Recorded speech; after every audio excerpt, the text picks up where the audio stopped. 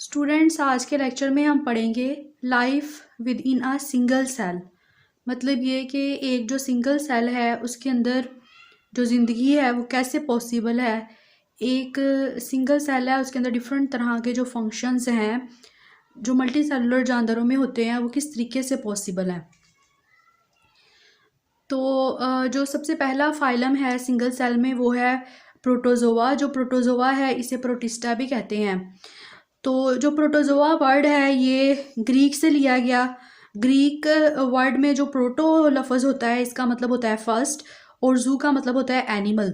मतलब ये कि जो पहला एनिमल जो ज़मीन पर आया वो किंगडम प्रोटिस्टा में था या किंगडम प्रोटोजोआ में था।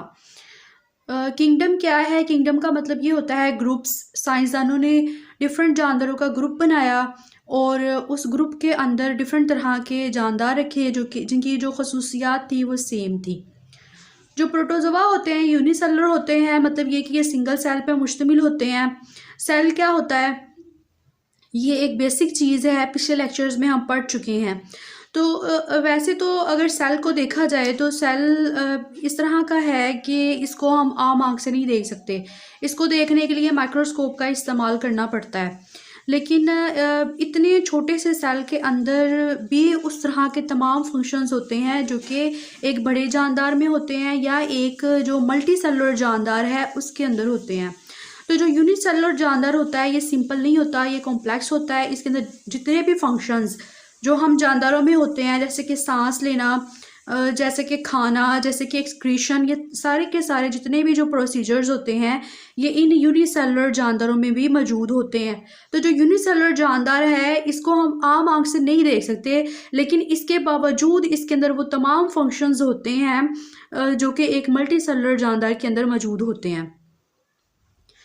तो एक तो ये कि इसकी खासियत ये हो गई कि यूनिसेलुलर होते हैं, दूसरा ये कि ये कॉलोनीज बना के रहते हैं, ग्रुप की फॉर्म में रहते हैं। लेकिन ग्रुप की फॉर्म में रहने का मतलब ये नहीं है कि ये एक दूसरे के ऊपर डिपेंडेंट होते हैं, ये एक दूसरे के ऊपर डिपेंडेंट नहीं होते। जो हर सेल है वो अपना एक अलग से फंक्शन परफॉर्म करता है, लेकिन ये कॉलोनी बना के रहते हैं। इसके अलावा ये कॉम्प्लेक्स भी हो सकते हैं। कॉम्प्लेक्स कैसे हो सकते हैं कि जो कॉलोनी है, कॉलोनी के अंदर जो सिंपल सेल है वो अपना जो फंक्शन है उसको डिवाइड कर सकता है। मतलब कुछ सेल्स के जो फंक्शंस हैं वो रिप्रोडक्शन में हो सकते हैं, कुछ सेल्स के फंक्शंस और तरह के हो सकते हैं। मतलब एक जो कॉलोनी है वो कॉम्प्लेक्स भी हो सकती है, ज़रूरी नहीं है कि ये सिंपल ही रहे, तो ये कॉम्प्लेक्स भी हो सकते हैं।